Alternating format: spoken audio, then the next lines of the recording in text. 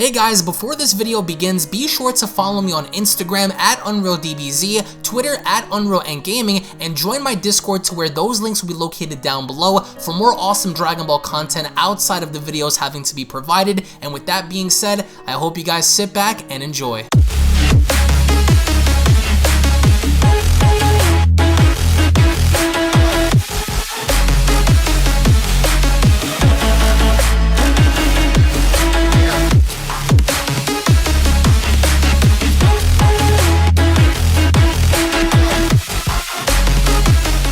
As the Galactic Patrol Prisoner arc begins to near its climax, with Ultra Instinct Goku having to battle against Moro and the long-anticipated arrival of Vegeta imminent, the question that many people are asking within the fandom is, are we only going to be getting a final showdown between Goku versus Moro and Vegeta versus Moro, or are we going to be seeing in some way, shape, or form entities like Majin Buu and even entities like the Dai Kaio step forward in assisting our heroes in this battle against the Eater of Worlds? As a quick reminder, if you guys are new to this channel and have a love and passion for all things Dragon Ball and anime related, then I do encourage you guys to punch that subscribe button and turn on all notifications by clicking on the bell icon. That way you guys can stay up to date whenever a brand new video is posted onto this channel. And if of course you guys are stoked, ready, and excited to see the climax and conclusion of the Moro arc, then be sure to give this video a big thumbs up by slapping that like button down below, because this is without question going to be one of the most barbaric battles that we will ever witness go down on planet Earth. And I would like to get your thoughts in the comment section below, to all of you guys listening and watching this video right now,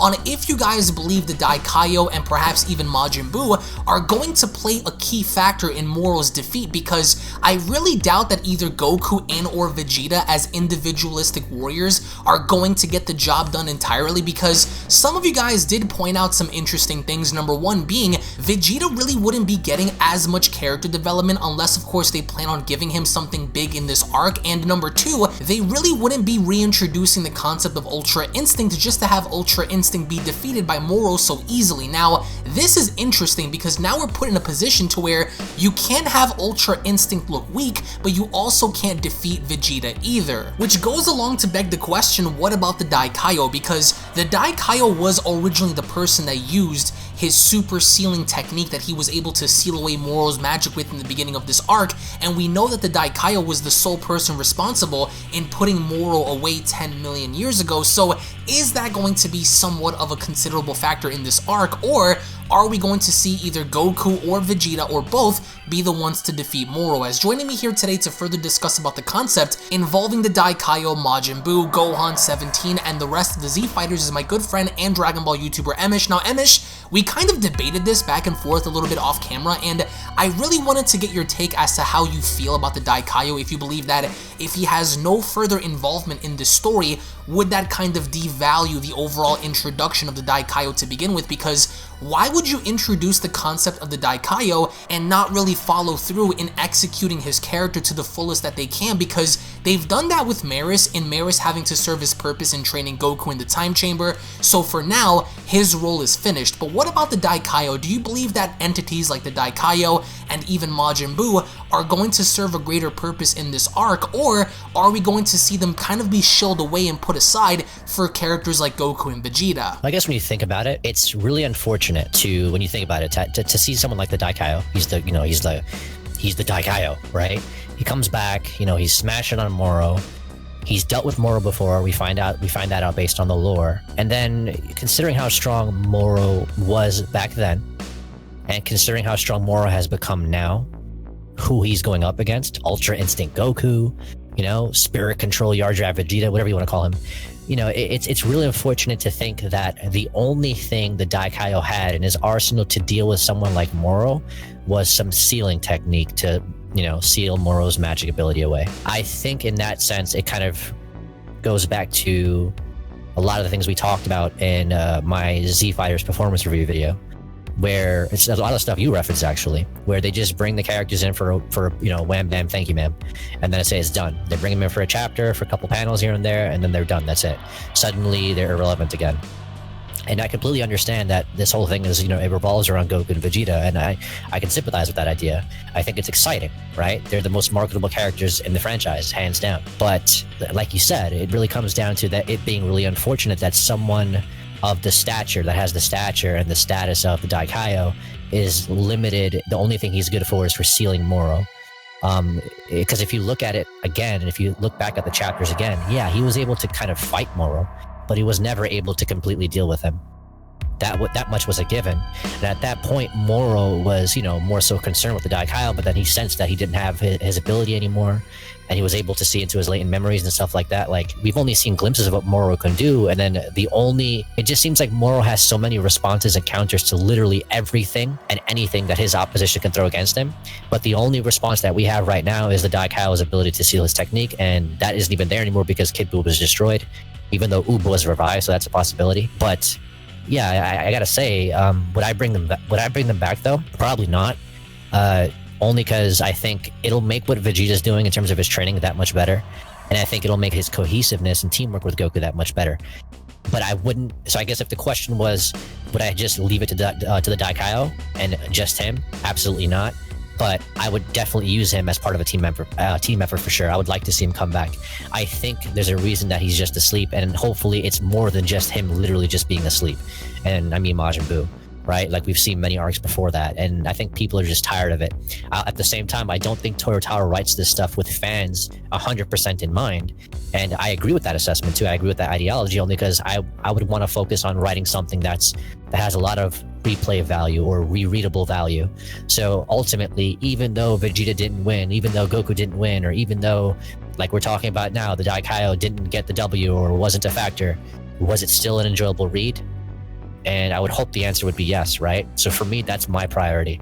But again, yeah, I would definitely bring the Dai Kaio back as a team effort, not so much as him just taking the W all alone, and then this whole thing was because of him. Now, I agree. I don't think that the Dai Kaio should get the Future Trunks treatment, in the fact that if you go back and remember what Future Trunks did, rather than seeing Vegito Blue get the victory over Merge Zamasu, it was Trunks. Now, I don't want to see the Dai Kaio necessarily beat Moro, not unless, of course, Goku and Vegeta actually weaken Moro enough for the Dai Kaio to use his secret technique that he did 10 million years ago to put away Moro again, but that's also introducing the concept of them keeping Moro around, and I really don't think they're going to lock up Moro again, because there's always going to be that chance that he could break out again and do what he's doing now, except, at a different time, which I don't think they want to risk. So I think that at some given point, Moro is going to be permanently written off by somebody, whether that be Goku or Vegeta. A lot of people are indicating that perhaps maybe the Dai Kaio is going to lend Goku and Vegeta his earrings for them to fuse into Vegito,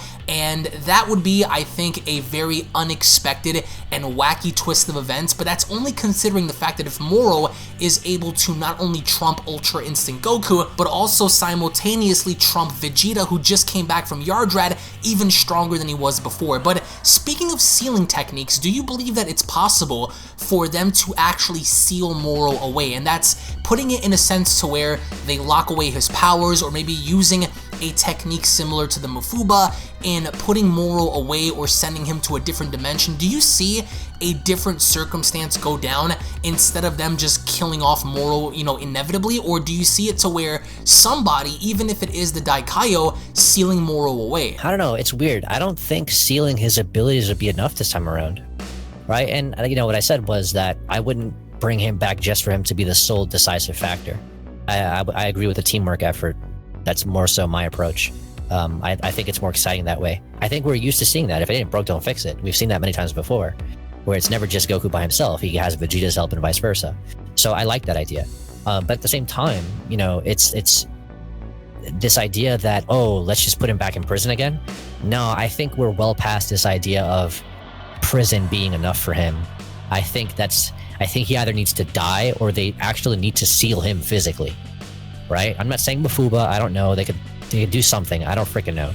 But this idea of just throwing him back in prison, man, I don't think it's enough. Because then what it does is it spoils us, in the sense where we start talking about Golden Cell. Like, think about that. To this day, Golden Cell is still brought up amongst the fandom, and it's not a bad thing, right? Because he theoretically does have the most potential. right? But they gave it to Frieza because Frieza's, you know, he has more market value. But Cell, when it comes to his actual characteristics and his design, by design, he has the most potential out of any villain we've ever seen, right? So same thing for Boo in the sense where you have to really think about, like, damn, the only thing that he was able to do was basically just potentially seal his magic away. But we know Boo himself, and I would imagine that the Dai Kaio should or would have access to other abilities that could at least make him feel relevant here. Like, because Moro got so strong where the Dai Kaio was just completely irrelevant.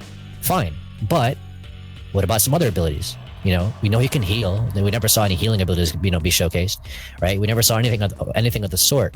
So I think we kind of need to see more of that if that is the case. If this guy is going to come back and be a factor, we need to see more than that. If he can't seal Moro, fine, no problem. But we kind of need to see a little something more than just Boo sleeping, coming in for a chapter, fighting Moro, and then he's completely useless. Okay, let Goku and Vegeta step in, and they just seal the deal. It's something that we're used to. It's something that I agree with because, again, if it ain't broke, don't fix it. But at the same time, to answer your question, you know, for the sake of discussion, I totally support the idea of him coming in and then just being a team effort. Goku and Vegeta, they beat him physically and stuff like that, and then it's just left. It's up to the Dai Kaio to actually put him away for good. The only question is, we haven't seen much of him. You know, like, he just points his fingers at you and says pew pew pew pew pew, and then that's it. Like, but what else can he do? He doesn't have access to that. Why did he just immediately give up? You know, can we see something else, please? You know, and it really comes down to us as fans and the fandom being thirsty for a little more creativity. The problem is that Dragon Ball, for the most part, doesn't really fall into that department. You know, it's pretty straightforward. They kind of rinse and repeat a lot of concepts. You know, a lot of the arcs that we've gotten over time, they're repeats essentially, and they remind us of previous arcs because we've seen this stuff before. It's repetitive, but for some reason we just can't stop talking about it. I think that's what makes Dragon Ball unique in terms of, in comparison to other mangas and other franchises especially. So again, yeah, to answer your question, man, I agree with you. But at the same time, I don't think it's realistic, only because I really think they're trying to focus on Goku and Vegeta right now. I still think the Dai Kaio can come back and maybe have a realization of something, maybe provide commentary, maybe provide tips or some kind of help.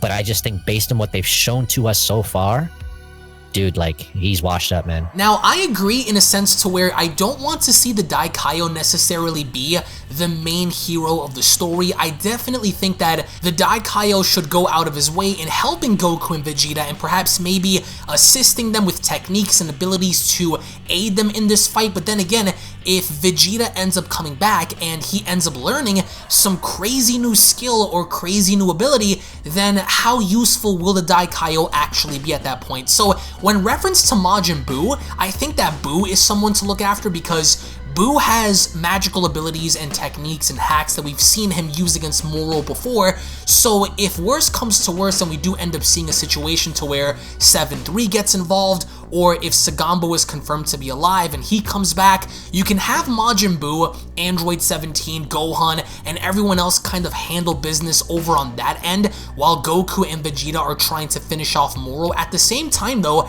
I can definitely see a similar situation going down to where the Dai Kaio assists Goku and Vegeta, just like he had done on New Planet Namek. But then again, it's almost as if what can really the Dai Kaio do in a situation to where Moro is way above him in terms of strength, in terms of magical abilities. So this is really going to come to a head, but I really do hope that Toyotaro and whoever's going to be behind this project focuses more on giving the other characters at least closure, because so far for MERUS, he was an angel trainee that was basically sent to Universe 7 to learn about good and evil, and he was around during the time when he originally put Saganbo away and 7-3, Shimoreka, Yumba, so he was there to learn about good and evil. He was there to basically also help Goku learn Ultra Instinct, so his story so far from what we know in this arc is done. So I really hope of the same thing for the Dai Kaio and Majin Buu, because what would be the point of having them be introduced and be a part of this arc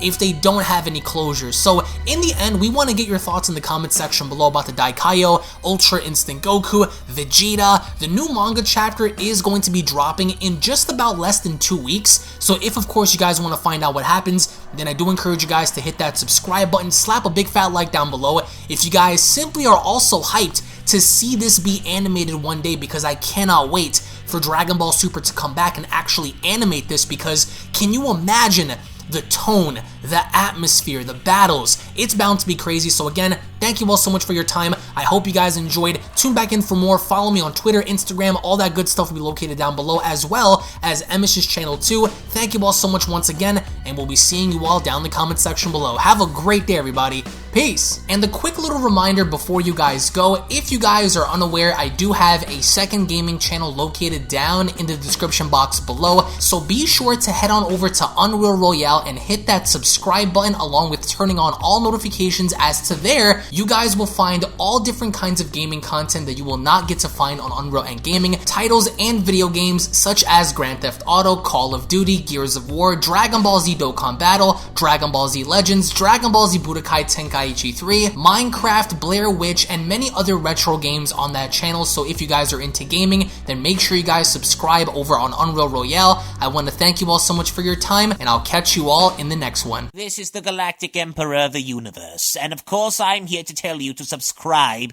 to UnrealEntGaming. Also follow UnrealEntGaming on these social media platforms to stay connected at all times. And if you don't, then very soon you will all be dead! Oh, did someone say UnrealEntGaming? Oh my god. The fuck, Zarbon? Put on some clothes! Well, why don't you put on any clothes? What? I don't need clothes. Jesus Christ, that's huge! What, Broly? Freezer. Uh-oh. Prepare to die!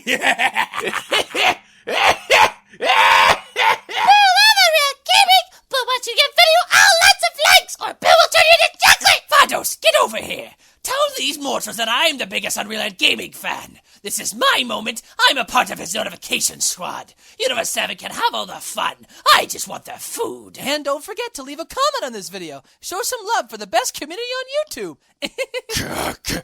Kakarota!